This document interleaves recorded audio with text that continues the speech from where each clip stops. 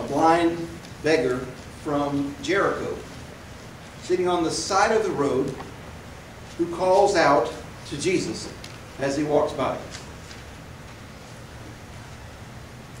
Everyone knew what his request was. Do you think everybody knows what your request is if you answer the question that Jesus asked? What do you want me to do for you? It comes to us from the Gospel of Mark, the 10th chapter, the 46th through the 46th through 52nd verse. Blind Bartimaeus. Here's the Gospel as recorded by Mark. And then they came to Jericho. As Jesus and the disciples, together with a large crowd, were leaving the city, a blind man, Bartimaeus, was sitting at the roadside begging. And when he heard that it was Jesus of Nazareth, he began to shout, "Jesus, Son of David, have mercy upon me. Jesus, Son of David, have mercy upon me." And many rebuked him and told him to be quiet. But he shouted all the more, "Jesus, Son of David, have mercy upon me." And Jesus stopped and said to his disciples, "Call him."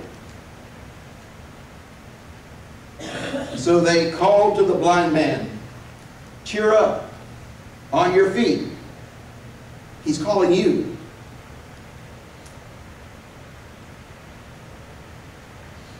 So they called the blind man, and he jumped to his feet and came to Jesus. "What do you want me to do for you?" The blind man said, "Rabbi, I want to see." "Go," said Jesus. "Your faith has healed you." Immediately he received his sight and followed along the road with Jesus. "Rabbi, I want to be able to see." Jesus called out to the blind beggar in Jericho, and he asked him that question, "What do you want me to do for you?" But I would say to you, he's asking the same question today, now, to you. Jesus is saying to you, "What do you want me to do for you?" It was obvious to everyone that Bartimaeus wanted to see. If you had asked anyone in the crowd, their conclusion would probably all be the same. When he answers that question, he's going to ask that his blindness go away. The crowds, would they be surprised if Jesus asked you that question at the answer that you might give? Possibly, you might ask the very same answer the very same way as Bartimaeus. He was sitting on the curb at the edge of town. He picked Jesus out of a crowd of people who were going in and out of the country. And the question that I would ask of you is, could you pick Jesus out of the crowd? I dare say that today we might not be able to do the same as Bartimaeus. What do you think? There's a strange anomaly in the Gospels. There's a difference in the Gospels. You know that many events, many miracles, many healings are recorded in the synoptic Gospels. Synoptic. Matthew, Mark, Luke, not John. They tell similar stories. Same stories, similar ways. Matthew, Mark, and Luke. And there are two examples of healings. Those two examples of healings are different in at least one way. In the Gospel of John, the very first one that's recorded in the 9th chapter, Jesus comes to a blind man and he heals him this way. Jesus spits into the clay and puts it in his hand and makes mud and does a plaster on the man's eyes. And then he says to the blind man, go to the pool of Siloam and wash. And the blind man left and went to the pool of Siloam, and as he washed the clay from his eyes, he saw more and more clearly until his blindness was gone. The second healing is similar but different. It's found in the Synoptics: Matthew, Mark, Luke. It's different in that Jesus calls him out by name, Bartimaeus. It's different in that Bartimaeus calls Jesus out by name, Son of David. The miracle was different because Jesus did nothing to Bartimaeus except tell him that his faith has made him well. And at that moment, Bartimaeus needed no glasses, 20/20 vision. Yeah. And when he could see, he followed the path. Yes. And the path was Jesus. But here are my thoughts as to how this miracle, how this miraculous healing becomes relevant to us. Because what if Jesus was asking you this morning, what do you want? What can I do for you? Isn't there something missing in every one of our lives? You may be blind. You may be ill. You may be hurting. You may be lonely. You may ask Jesus for so many different things. But I believe that all of us have a sight impairment. How many times do you remember in the Bible where Jesus said, I am the light and the way. Yeah. I can shine my light on the path before you. And if you respond, you can follow that path. And that path is your calling. And it is a path just for you. Each one of us has a calling. Each one of us has been called to serve. Maybe your question is, I am blind as Bartimaeus. Show me. Enlighten me. Fix my sight. Remember that story of the rich young ruler? He wasn't worldly blind. He was spiritually blind, wasn't he? And when he came to Jesus one-on-one and Jesus explained to him, here's all you have to do. And Jesus healed his spiritual blindness, not his worldly blindness. And when his eyes were open to what God was calling him to do, he was sad and slipped away. Yes. He did not follow. He rejected it. Jesus healed Bartimaeus of worldly blindness, and when he could see, he followed the way. Do you remember hearing that same question before? Last week. Was it last week? John and James, the sons of thunder, sons of Zebedee, it came to Jesus, right? And what did they ask? Will you do whatever we ask of you? What did Jesus say? The same thing he said to Bartimaeus. What do you want me to do for you?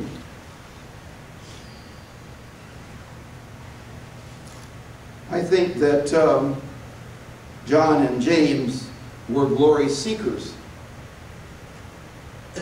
I think that Bartimaeus was a glory receiver. It reminds me of the song, the hymn that they say it's our Christian anthem, Amazing Grace. Probably the most famous hymn of all. What's that main line in there that everybody remembers? I was blind, but now I see. I believe that spiritual blindness is probably the ailment over the ages, and certainly the age of now. There are other times that question was asked in the course of the Bible, right? What do you want me to do? Didn't that question get asked by Herod, by his stepdaughter? What do you want me to do? Now, she had just given him a dance that pleased his fancy. What do you want me to do? Ask anything. That question cost John the Baptist his head. What about Pilate? When he turned to the condemning crowd, he gave them an option. What do you want me to do? That question cost Jesus his life. Sometimes we wish we didn't know now what we didn't know then. Those are the lines from one of Toby Keith's songs, a country song. Wish I didn't know now what I didn't know then. Doesn't that make you realize when you think about it? We must choose our desires. And when Jesus calls, blindness is what we may be. It's important for us to understand that Jesus is not like a heavenly vending machine. Push the buttons, receive the prize. Jesus is not like the victory maker for our football teams.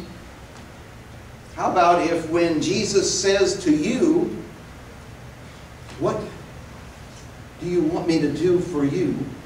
What if you said, take the sin away from my life? That would be different, wouldn't it? Show us your way, Lord. That would be different, wouldn't it? Lord, heal me of my unbelief. That would be different, wouldn't it? The Lord is a familiar term. I think they use it all over the world. It certainly can be translated into every language under the sun. I suspect that it's known by believers and non-believers too, because when the going gets tough, even non-believers cry out to the Lord. Lord, help me, save me, heal my children, love me. Even though I've never done anything for you before in my entire life, be there for me now. But here is the difference between that kind of a call and the call from Bartimaeus. Bartimaeus called out two names, didn't he? Jesus, Son of David. It's the only time in the Gospel of Mark that that title is used. Son of David. What comes to your mind? David, the king of Israel, right? Probably the most powerful king the world has ever known. Certainly the most powerful king that Israel ever known. The greatest king of the world. And beyond that, that title then draws in this kind of a royal authority that has been prophesied from the Old Testament and the New Testament alike, even in the book of Isaiah. Let me read to you Isaiah 42. God, through Isaiah to us. I will lead the blind by ways they have not known. Along unfamiliar paths I will guide them. I will turn the darkness into light before them and make the rough places smooth. These things I will do. I will not forsake them. Bartimaeus, with his eyes open, saw the itinerary. Next stop, Jerusalem. Next stop, Calvary. Next stop, the cross. And Jesus still asked, what do you want me to do for you? I'm reminded of Fanny Crosby. Many of you know who Fanny Crosby is. She's credited with 8,000 hymns and poems in her lifetime. She lived from 1820 to 1915. When she was 6 weeks old, she contracted, that would have been in 1820, she contracted an eye infection. Now her doctor was out of town at the moment, and this person posing to be a doctor treated her with medication. He gave her the wrong medication, and it left her permanently blind. 6 weeks old, blind for life. When she was 8, she wrote this poem. Oh, what a happy child I am. Although I cannot see, I am resolved that in this world contented I will be. How many blessings I enjoy that other people don't. To weep and sigh because I am blind, I cannot. I won't. 8,000 melodies and literary compositions. One person, one lifetime. Because you see, Fanny Crosby saw the world differently than others could. She saw and experienced God's love, and in spite of her infirmities, she knew that life had values no matter your plight. She saw more than most others have ever seen. So when Jesus asks you, what do you want me to do for you? Consider, let us see how fortunate we really are. Let us ask Jesus, let me see the loving things that I can be doing even now. How about this simple request when Jesus asks you, what can I do for you? Light the path you want me to follow. Illuminate that path that I might bring your kingdom glory. Be prepared when Jesus asks you, what is it that I can do for you? And all the children say, Amen.